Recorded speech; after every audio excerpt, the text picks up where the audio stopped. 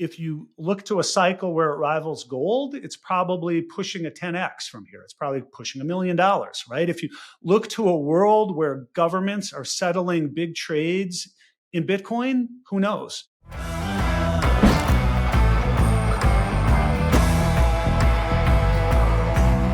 Hello and welcome to Speak Up. I am your host, Anthony Scaramucci. Thanks for joining us today.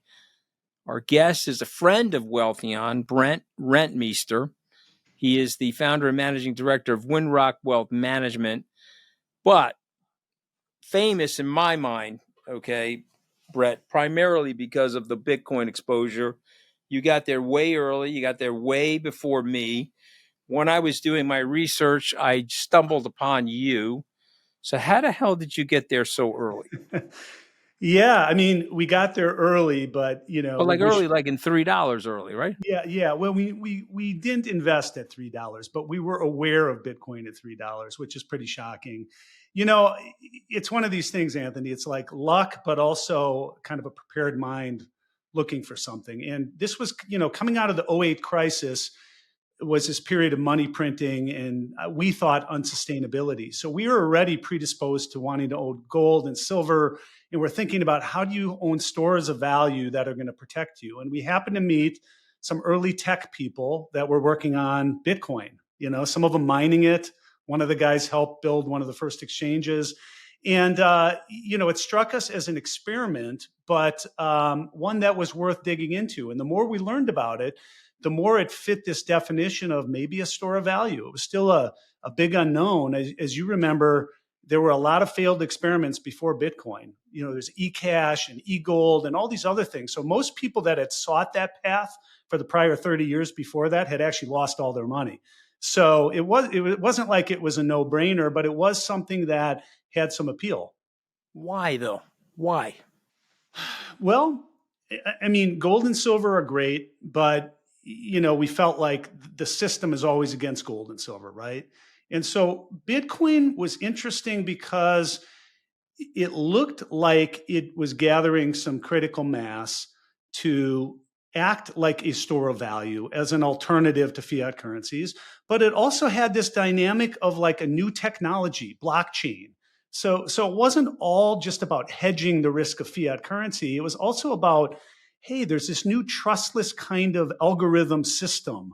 And, the system basically manages itself. So, back in the day, we used to say, hey, what if a system could do trillions of dollars in transactions, but it had no CEO, no employees, was borderless, and no country could stop it? So there was this unknown. And clearly in the early days, it was kind of like a venture capital risk, right? It was far from certain, but it had these dual elements that we felt like, hey, on one hand, if this works, it's a great hedge. On the other hand, there's huge upside here if this technology, blockchain on a broader context blossoms. All right. I want to play client. Okay. I'm your client. I come to you, but I'm old. I'm 61. I'm a miserable middle-aged man, bitter with life and so forth. And I hate Bitcoin. All right. And I show up at your office, miserable and bitter. Yeah. And I say, Brett, what the hell is it with this Bitcoin? Go ahead. Tell me, are you putting it in my portfolio? Is this something that, or you don't put it in my portfolio? Give me the pitch. Yeah. Are you saying today or at the beginning? No, today. Today. Yeah, absolutely. I mean, the short answer is our belief is it's a critical asset for almost every portfolio. So sure, if you're retired and living off a portfolio, it's going to be a smaller piece, right? And if you're young, it's a bigger piece. If you have higher risk tolerance, et cetera. But,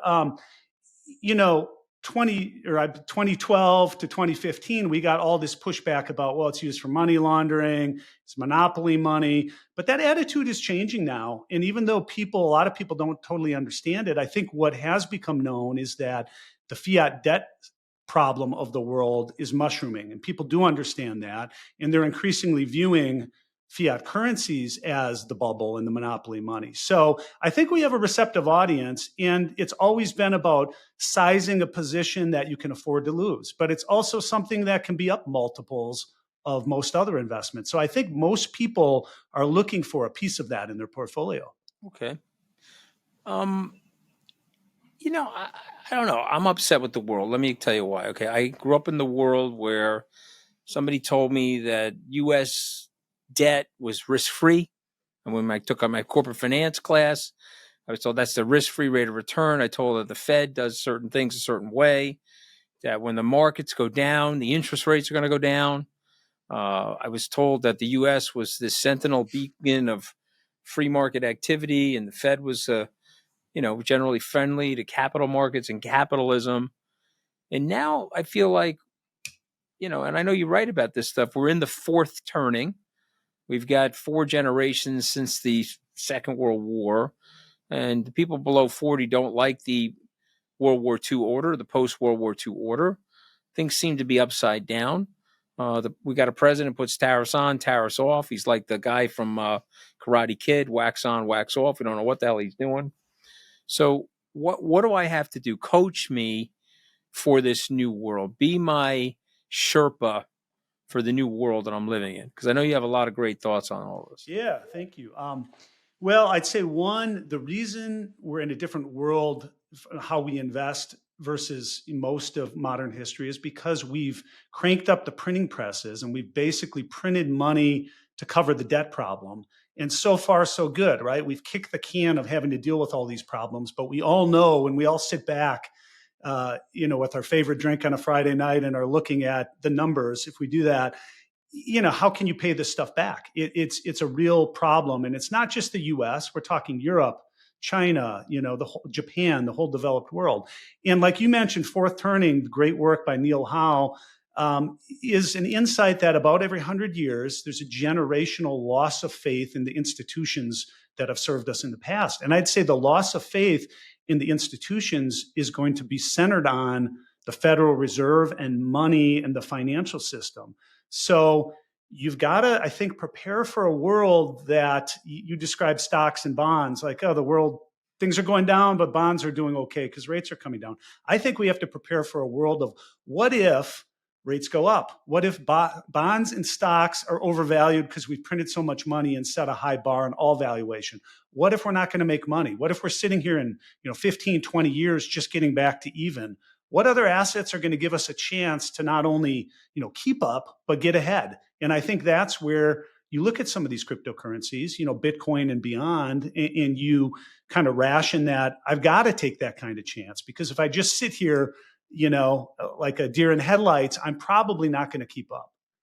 It's interesting because I got so horrifically criticized. I moved into Bitcoin. I was way later than you, sir. I mean, God bless you for being so early, but I got there in October of 2020, and I started buying, and then I was so criticized, and people told me how misguided I was and how stupid I was, and I got sold out by some of the wirehouses and sell ratings on my fund and so forth. And people have a tendency not to want to embrace the future. Our brains are interesting. We like sort of constancy. We don't really love change, yet we're very neurally plastic. If you teach your brain something, it can learn it. We just like to stay in our little hovel. Why are we like that? Like, what do you say to your clients? To bust out of the 60-40 portfolio, or to bust out of the old thinking that I'm describing? Yeah, well, one, I think we educate them on the state of the world as it relates to debt and money printing and kind of the predicament the world's in. So that sways some people to want to think different. On the other hand, listen, the last 30 years have been a period of amazing technology evolution. I say right now, by adoption, I think Bitcoin is around where the internet was in 1997. I remember 1997. Nobody thought you'd ever be making purchases with your credit card on the internet in 1997. Nobody believed you'd be watching videos or streaming and downloading things.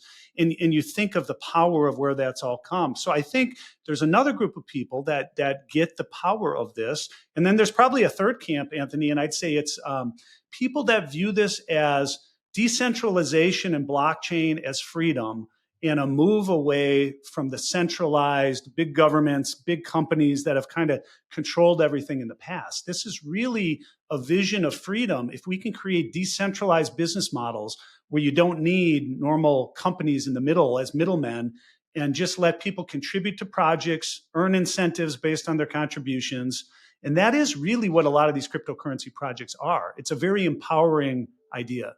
Okay, if somebody says the fourth turning, what does that mean to you? Yeah.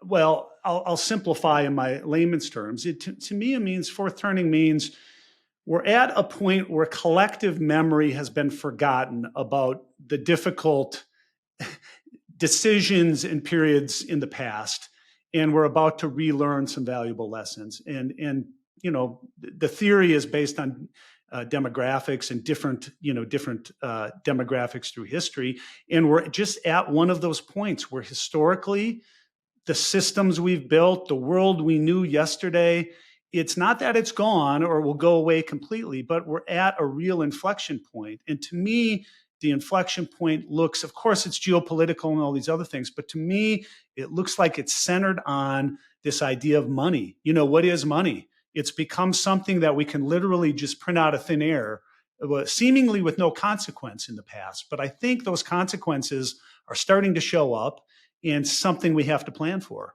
You have a price target for Bitcoin?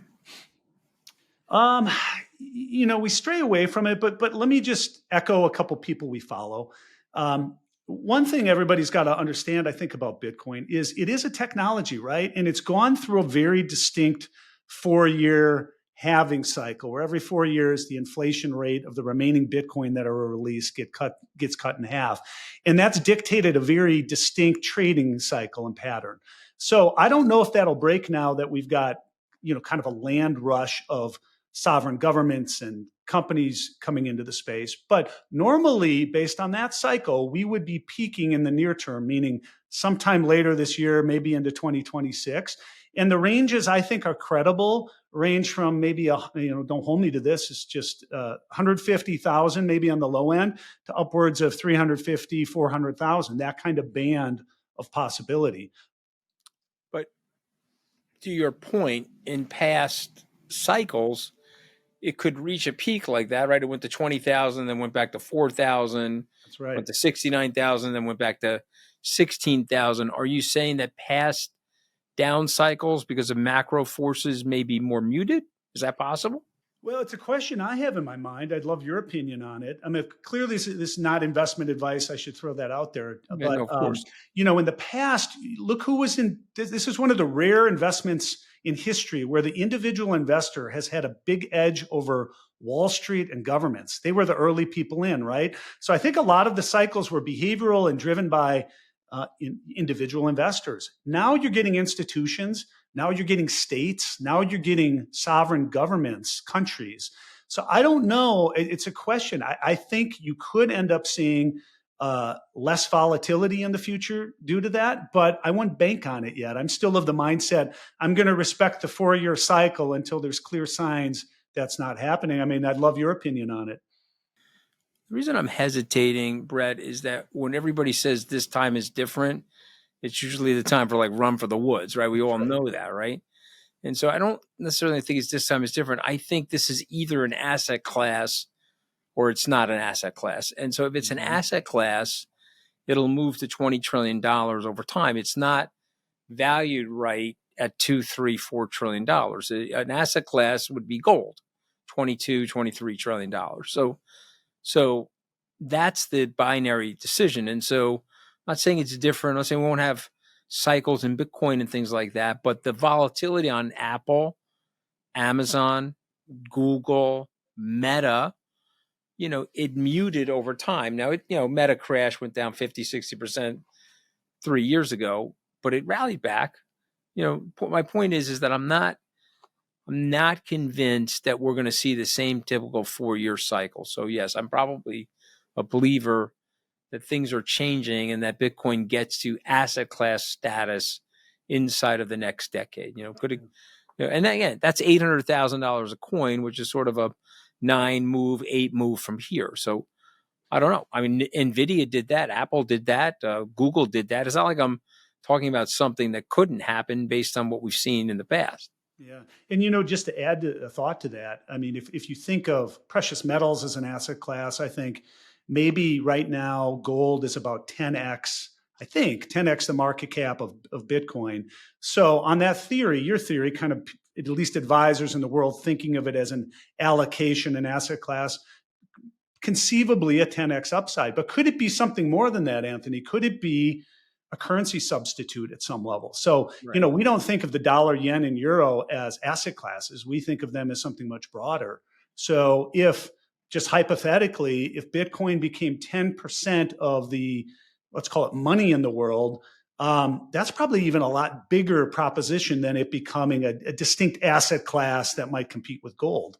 So I think you're right. We don't know the answer to this, but it looks like the trajectory is going to be favorable, and that we're still, I don't want to say we're in the early innings, but we're certainly not at the end of the story here. I think the premise of Bitcoin and the backdrop of kind of fourth turning kind of events in a changing world order favors investments like this.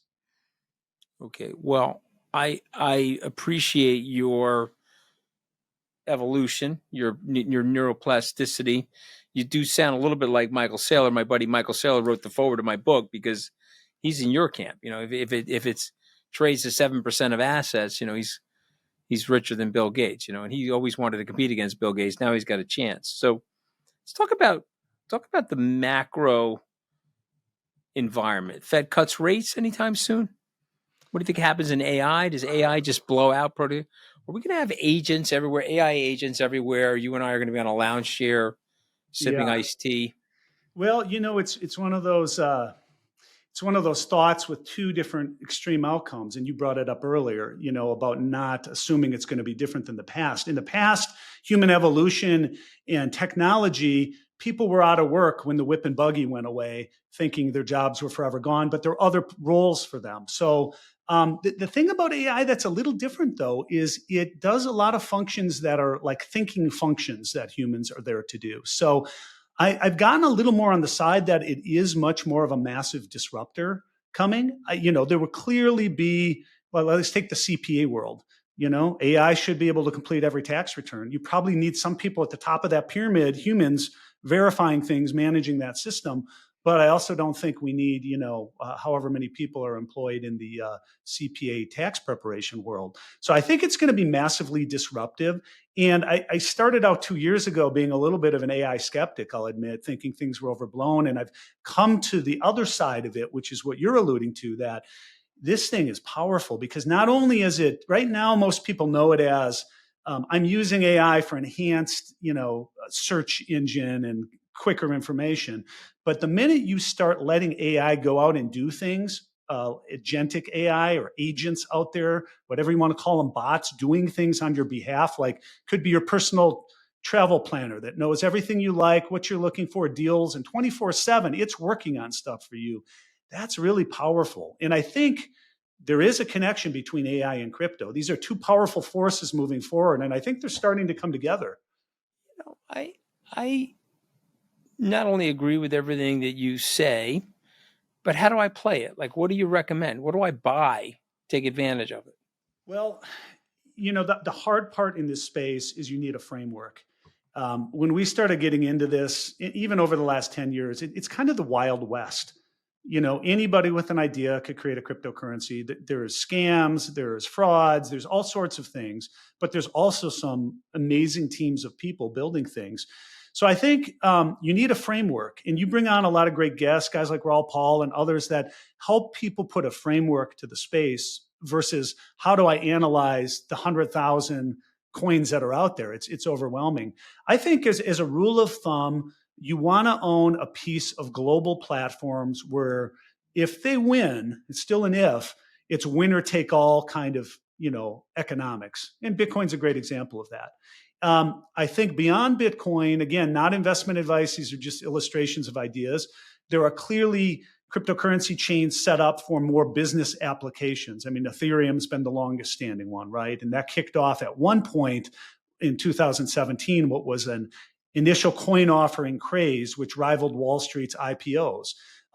So you have things like that might be, it's criticized, but it also might be a settlement layer for a lot of financial things.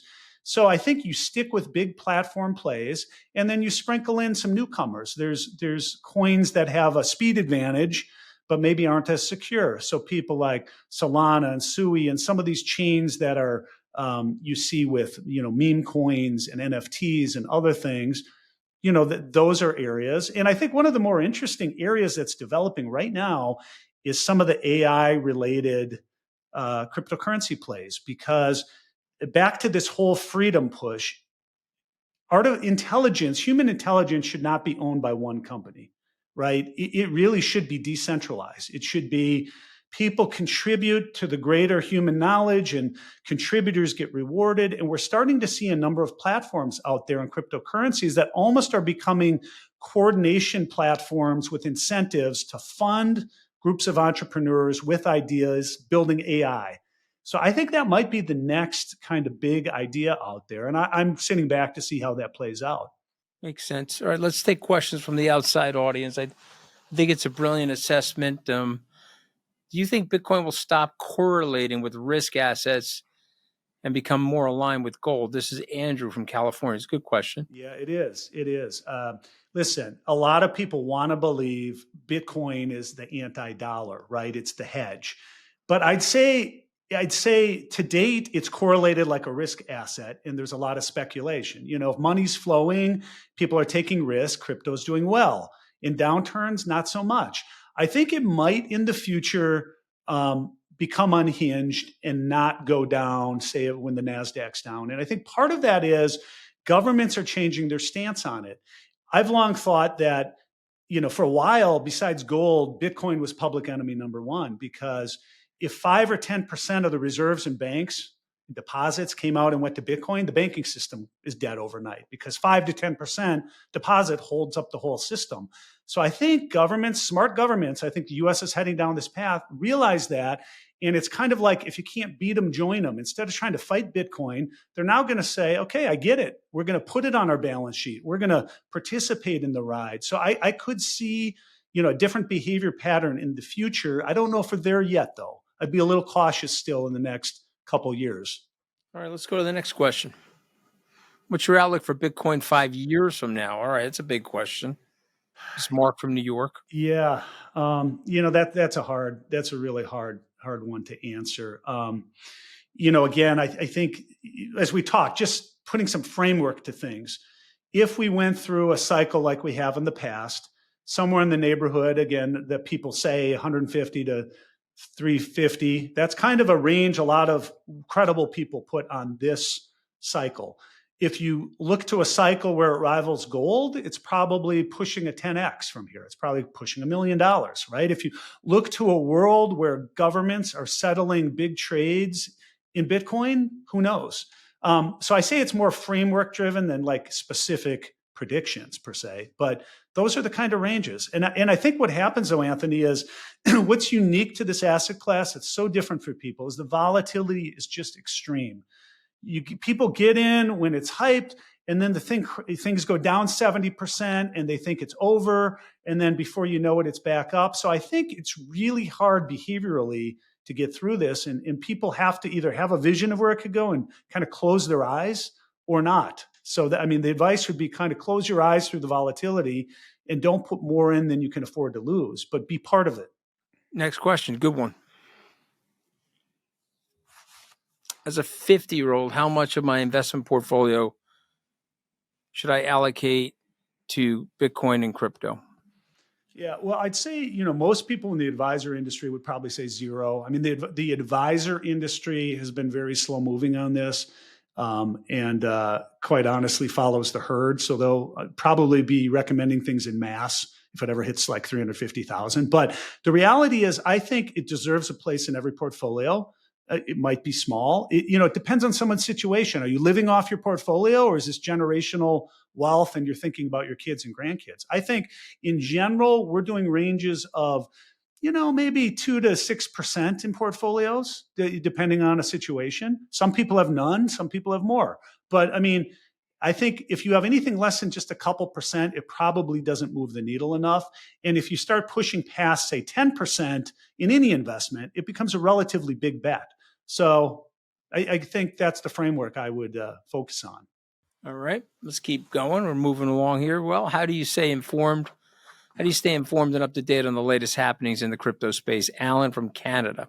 Yeah, I mean, there's no shortage of information out there. What I've found is you've got to find credible sources and follow them and understand their thinking. So, Anthony, you do a great job on your show. The whole Wealthion platform does a lot, cryptocurrencies.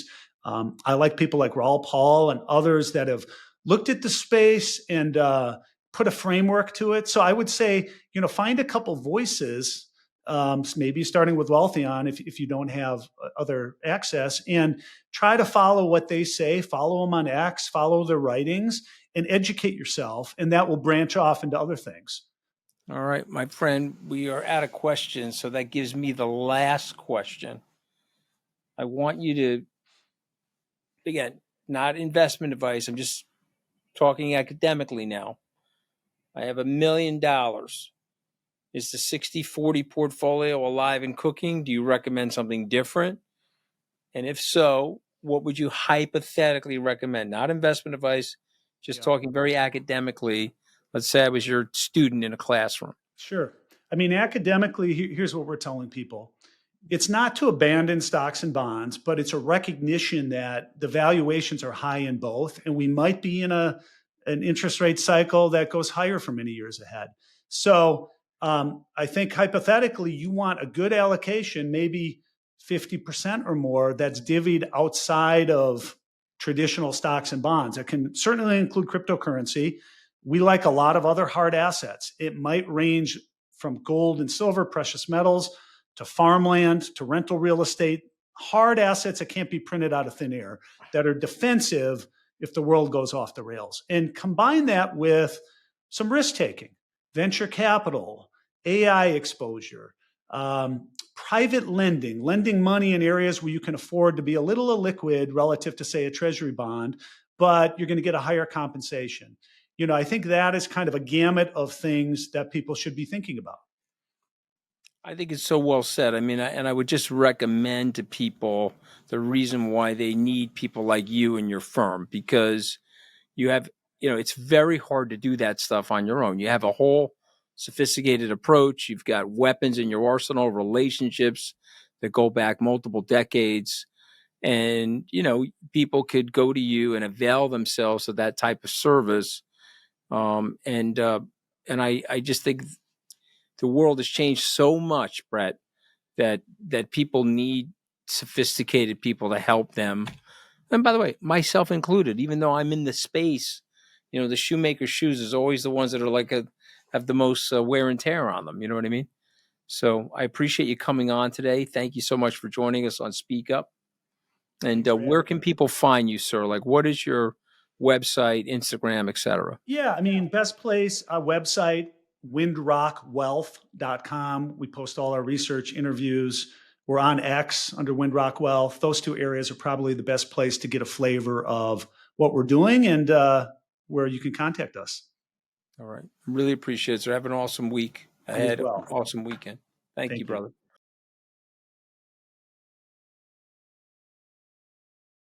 You.